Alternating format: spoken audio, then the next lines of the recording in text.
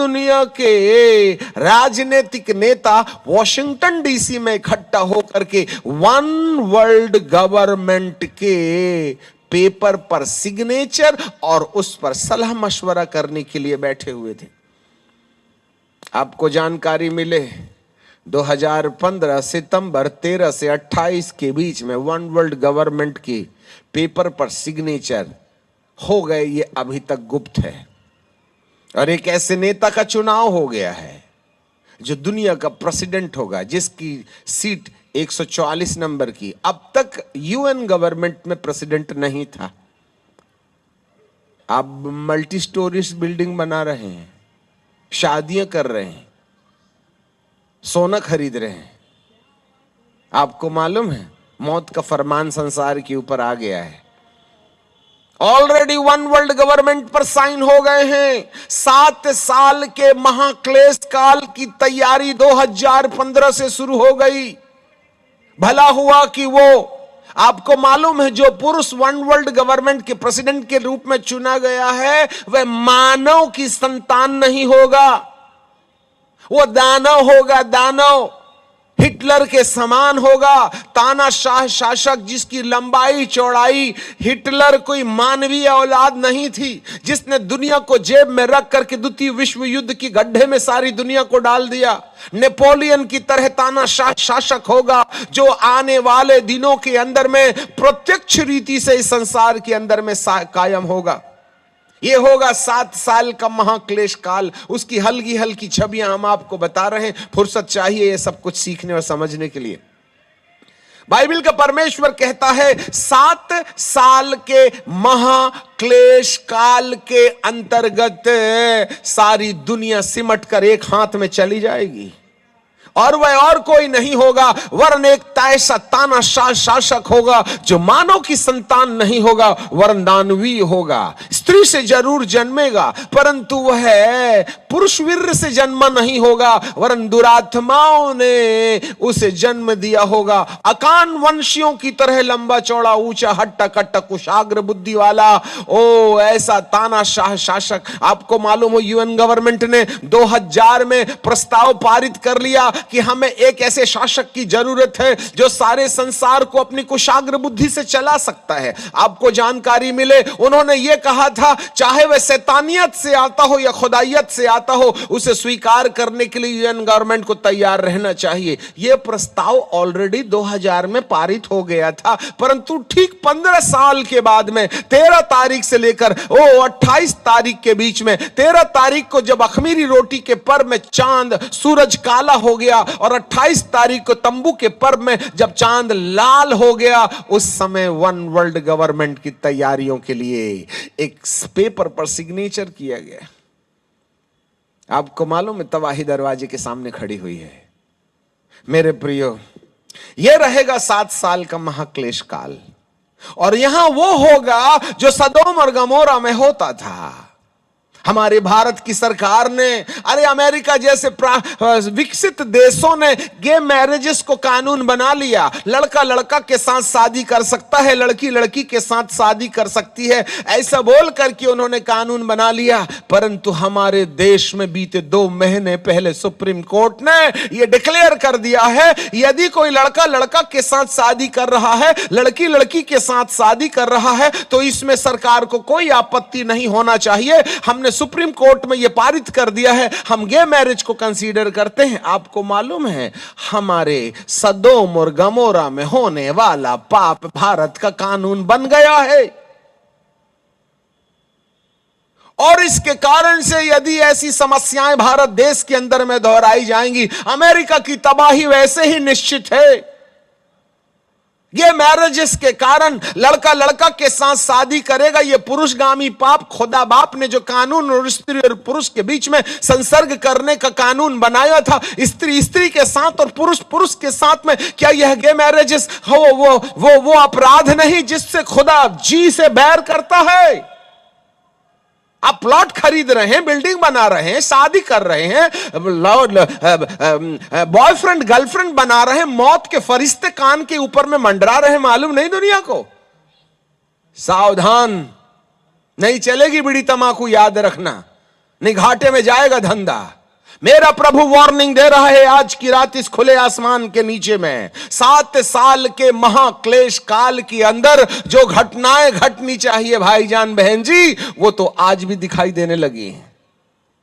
आज देख लीजिएगा, कान में कुंडल लगा के चल रहे हैं लड़के, समझ में नहीं आता, शौक फरमा रहे हैं, परंतु आपको मालूम नहीं है you are welcoming the devil.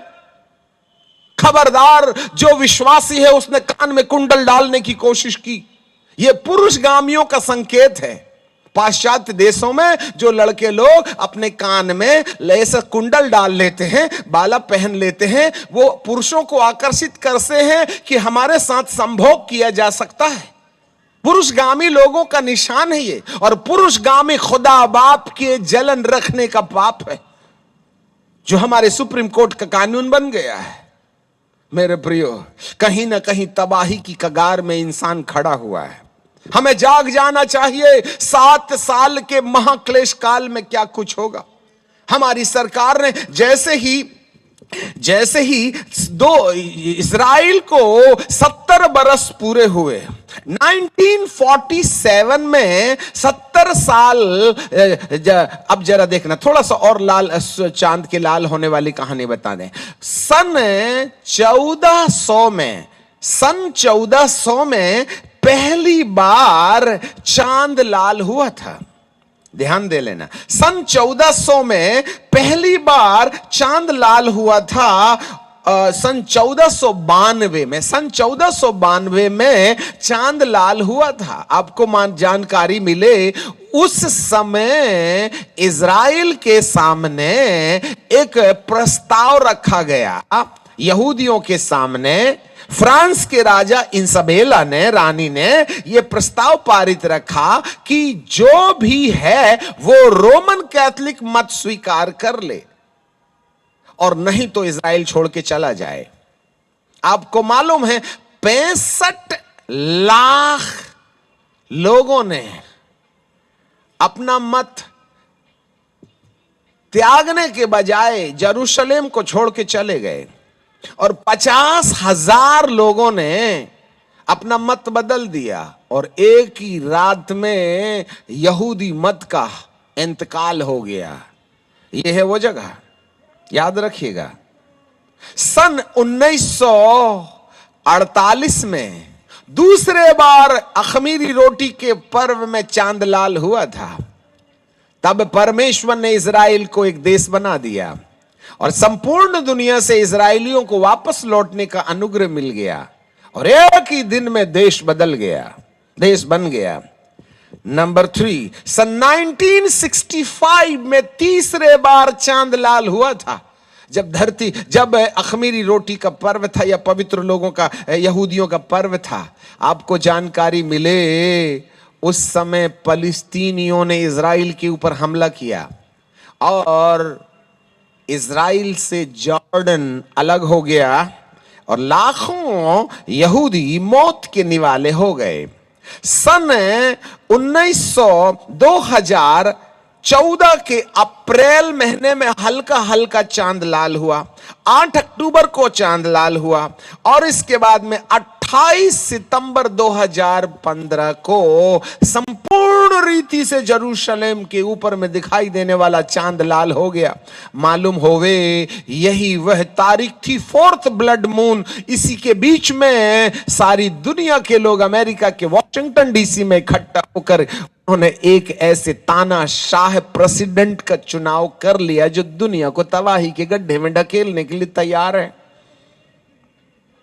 आपको मालूम है ये सब संकेत क्या इशारा दे रहे हैं? एक बात हम ईमानदारी से बता देना चाहते हैं, जरा बड़े बड़े कान हाथी के समान खोल करके सुनिएगा। यीशु के दूसरे आगमन के समय कलीसिया के उठाए जाने के बाद जो 7 साल का महाक्लेश काल होगा, जिसको ट्रिबुलेशन कहते हैं, प्रकाशित वाक्य के 6वें अध्याय से जो इतिहास दोहराया जाएगा, जिसमें सबसे पहले सफेद घोड़े का बात है, फिर लाल घोड़ा, फिर काला घोड़ा, फिर पीला घोड़ा। अलग अलग तुरहियों मोहरों के खोलने जाने से 4 घोड़ों के जो विवरण दिए जाते हैं, वह सब कलीसिया के उठाए जाने के बाद वाली कहानी है। ध्यान दीजिएगा, यह है वह जगह जहां 7 साल का महाक्लेश काल का दानवीय तांडव धरती पर दोहराया जाएगा।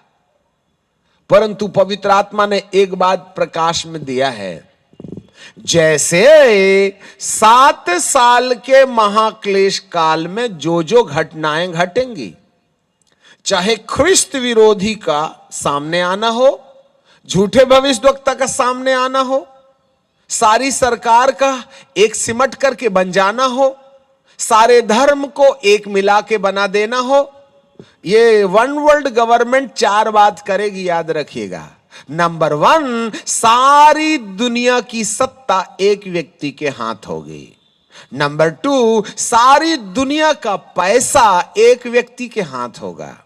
नंबर 3, सारे संसार का धर्म एक धर्म हो जाएगा और उसका एक गुरु चुना जाएगा। नंबर 4, सारी दुनिया की जो मिसाइल पावर, मिलिट्री पावर, वायुसेना है, वह सिमट करके एक व्यक्ति के हाथ में चली जाएगी। वो हिटलर के समान तानाशाह शासक होगा, जो 3rd वर्ल्ड वॉर में दुनिया को ले जाएगा। और ये 3rd वर्ल्ड वॉर इजराइल के विरुद्ध होगा। जब इजराइल को तुम 3 तरफ से घिरा हुआ देख लेना, तो मान लेना दुनिया का अंत अब निकट आ गया है।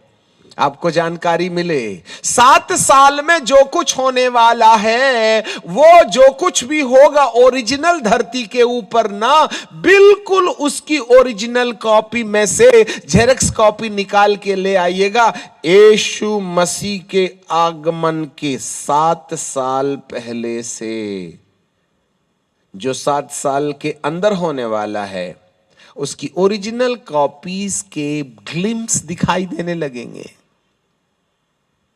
फिर से सुनना जरा, जो कुछ भी कलीसिया के उठाए जाने के बाद 7 साल का महाक्लेश काल होगा, उस 7 साल के महाक्लेश काल में भौतिक संसार पर जो घटनाएं घटेंगी, उसकी ओरिजिनल कॉपी में से सारे की सारे गुण यीशु के आने के 7 साल पहले से कलीसिया को जगाने के लिए ये घटनाएं थोड़े थोड़े रूप में आत्मिक संसार में दिखाई देने लगेंगी। याद रखिएगा, ओरिजिनल एंटी क्राइस्ट अभी नहीं आएगा।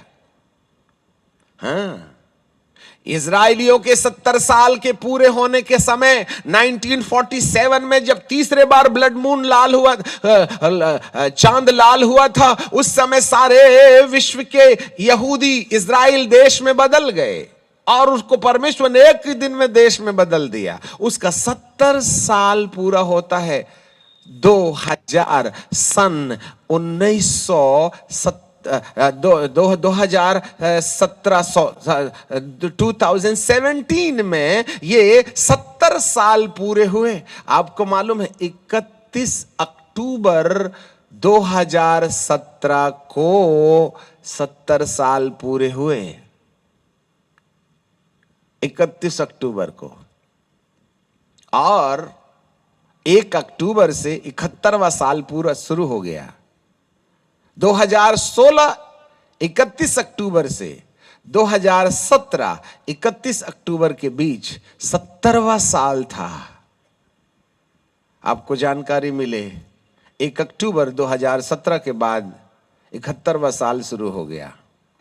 और ठीक आपका ये 2000 के 100 1000 के और 500 के नोट कब बंद हुए थे? अरे 2016 में कि 17 में? कौन सी तारीख को? 7-8 तारीख को। कौन सा महीना था?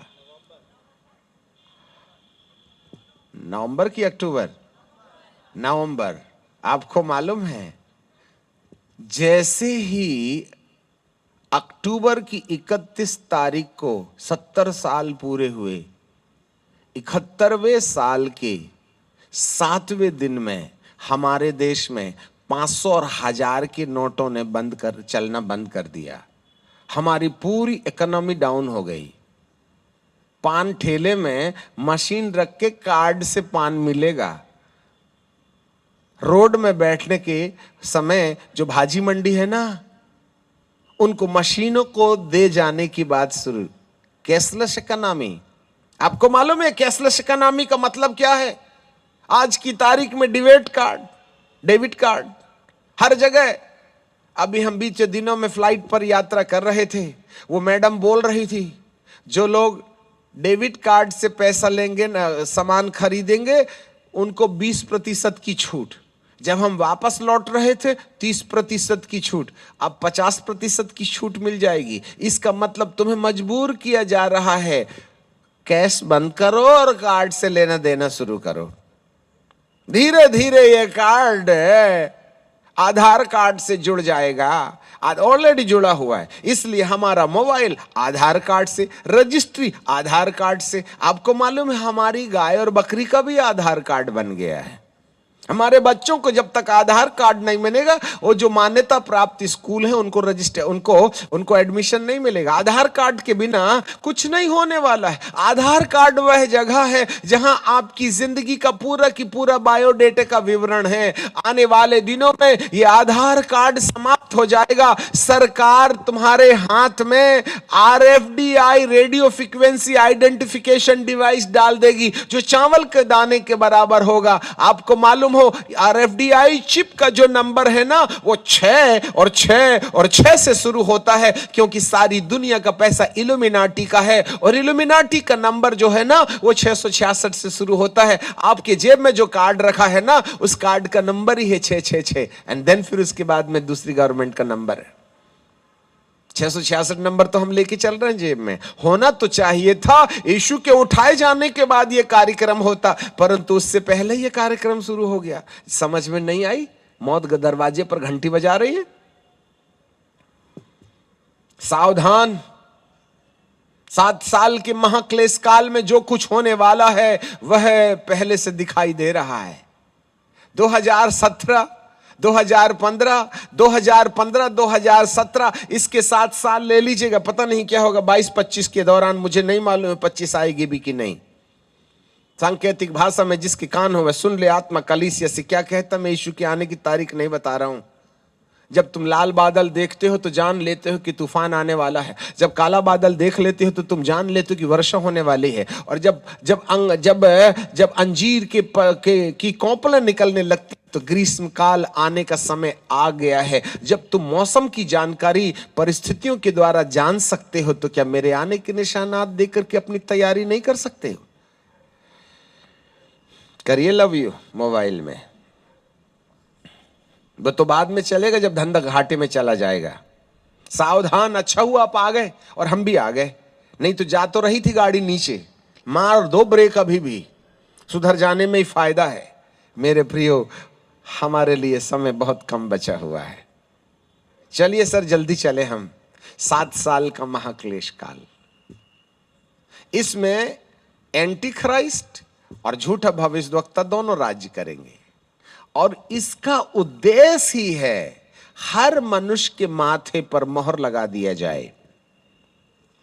इसकी भविष्यवाणी यहेजकेल की किताब में और उसके 6वें अध्याय में देखने के लिए मिलती है।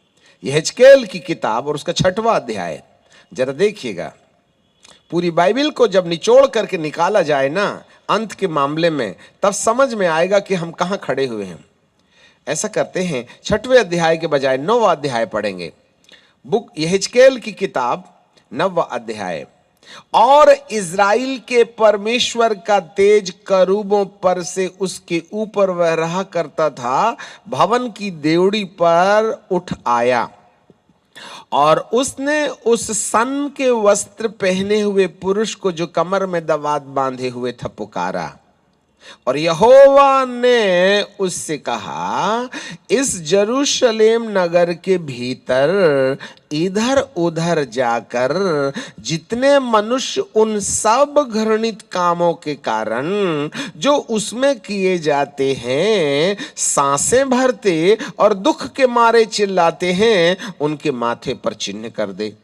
तब उसने मेरे सुनते हुए दूसरे से कहा, नगर में पहले वाले स्वर्गदूत के पीछे पीछे चलकर मारते जाओ, किसी पर दया नहीं करना, न कोमलता का काम करना। बूढ़े, युवा, कुंवारी, बच्चे, स्त्री, सबको मार करके नाश करो। किसी पर दया न करना, परंतु किसी मनुष्य के माथे पर वह चिन्ह होगा उसके निकट न जाना, और मेरे पवित्र स्थान से ही आरंभ करो। और उन्होंने पुर्नियों से आरंभ किया जो भवन के सामने रहते थे। लीजिए सर, चर्च से न्याय शुरू होगा। एक स्वर्गदूत है जिसने कमर में दवात बांधी है, और उस स्वर्गदूत को यहोवा परमेश्वर ने कहा, जाओ यरूशलेम नगर में जाओ। जितने लोग दुख के मारे सांसें भरते और चिल्ला रहे, ये कौन मनुष्य हैं? क्योंकि यरूशलेम में जो घृणित काम हो रहा था, घृणित काम हिंदी में अच्छे से समझ में नहीं आता, इंग्लिश में लिखा एबॉमिनेशन, घृणित काम। और जो लोग घृणित काम में सहभागी नहीं हुए, तो जो घृणित काम कर रहे थे ना, जो लोग घृणित काम में सहभागी नहीं हुए, उनके ऊपर वे प्रताड़ना का काम करने लगे। उनको वो सता रहे थे कि तुम भी घृणित काम करो, नहीं तो हम तुम्हारा बहिष्कार करेंगे, समाज से बहिष्कार करेंगे, नौकरी से बहिष्कार करेंगे, बाजार से बहिष्कार करेंगे, व्यापार से बहिष्कार करेंगे। इस कारण से वे बड़ी पीड़ा में थे, और वे परमेश्वर की सच्चाई में बने रहना चाहते थे। संसारवाद में उन्होंने अपने आप को लिप्त नहीं किया, इसलिए वे दुख उठा रहे थे। तब इससे पिता परमेश्वर ये जान गया कि इन्होंने दुख उठाना सीख लिया है, ये कंसीडर नहीं कर रहे हैं संसार को, वो दुख उठाने को तैयार है, नौकरी छोड़ने को तैयार है, वे जंगल भागने के लिए तैयार हैं, उनकी हत्याएं की जा रही हैं, परंतु वे प्रभु की सच्चाई पर खड़े हैं। ये वे विश्वास योग्य लोग हैं जिनको पहले स्वर्गदूत को कहा जाता है, इनके माथे पर मोहर लगा देना। और दूसरे स्वर्गदूत को वो कहता है, जिनके जिनके माथे में पहले स्वर्गदूत ने ना मोहर लगा दिया है, उनके निकट नहीं जाना। वरन जिनके माथे पर मोहर नहीं है, युवा, कुंवारी, बच्चे, सबको मार करके नाश करो। अब बाइबल कहती है घृणित काम। अब यह घृणित काम क्या है, आपको कुछ संकेत मिलेगा। जब यीशु मसीह आखिरी पड़ाव में थे, मत्ती रचित सुसमाचार और उसका 24वां अध्याय, यीशु के चेले आकर के यीशु के पास आके कहने लगे, हे प्रभु, हमको बोलो कि तेरे आने का और जगत के अंत का क्या चिन्ह होगा। तब प्रभु यीशु मसीह ने कहा, सावधान, कोई तुम्हें भरमाने ना पाए, कोई तुम्हें भरमाने ना पाए, क्योंकि बहुत से ऐसे होंगे जो मेरे नाम से आगे कहेंगे कि मैं मसीहा हूं। अब उसको छोड़ दीजिएगा, 15वें पद में आइएगा, वहां लिखा है, सो जब तुम उसे उजाड़ने वाली घृणित वस्तु को, घृणित वस्तु जिसकी चर्चा दानियल भविष्यद्वक्ता के द्वारा की गई थी, पवित्र स्थान में खड़ी हुई देखो। जो पढ़े वो समझे। पवित्र स्थान का मतलब होता है उसकी वह पवित्र प्रजा और वह पवित्र स्थान जहां पर इब्राहिम ने अपने इकलौते बेटे इसहाक का बलिदान किया, जहां सुलेमान ने मंदिर बनाया, जो 70वीं एडी में नष्ट कर दिया गया, और वहां पर फिर से मंदिर बनाने की तैयारी की जा रही है। उस पवित्र स्थान में घृणित वस्तुओं को खड़ा हुआ देखो। उस पर गहराई से नहीं जाएंगे। घृणित वस्तु का मतलब होता है एबॉमिनेशन, अर्थात शैतान की वह युक्ति जो परमेश्वर की योजना के विरुद्ध इंसान को ले जाती है। याद रखिएगा, यह है घृणित वस्तु। 7 साल के महाक्लेश काल में इंसान के माथे पर और हाथ पर मोहर लगाए जाने की सच्चाई प्रकाशित वाक्य में उसके 13वें अध्याय में देखने के लिए मिलती है। अर्थात वो दुष्ट हम सबको नंबर देने जा रहा है। पढ़ ही लीजिएगा सर तो ज्यादा अच्छा होगा। Book of revelation and chapter 13, 13वां अध्याय, वहां हमारे लिए, मैंने एक पशु को समुद्र में से निकलता हुआ देखा जिसके 10 सींग और 7 सिर थे, जिसके सिर पर निंदक के नाम लिखे थे, एबोमिनेशन। आपको मालूम है 10 सींग। सितंबर की तारीख 13, 2015 के और 28 तारीख के बीच हमारे देश के प्रधानमंत्री भी वहां थे। सब लोगों ने धरती को 10 भागों में बांट दिया, 7 कॉन्टिनेंट्स, ना 10 कॉन्टिनेंट्स, और वहां से 10 नेताओं को चुना। दुनिया को 10 एरिया में विभाजित कर दिया गया। उसमें से उन्होंने 7 नेताओं को चुना और 7 लोगों की एक कमेटी बनी वर्ल्ड गवर्नमेंट की।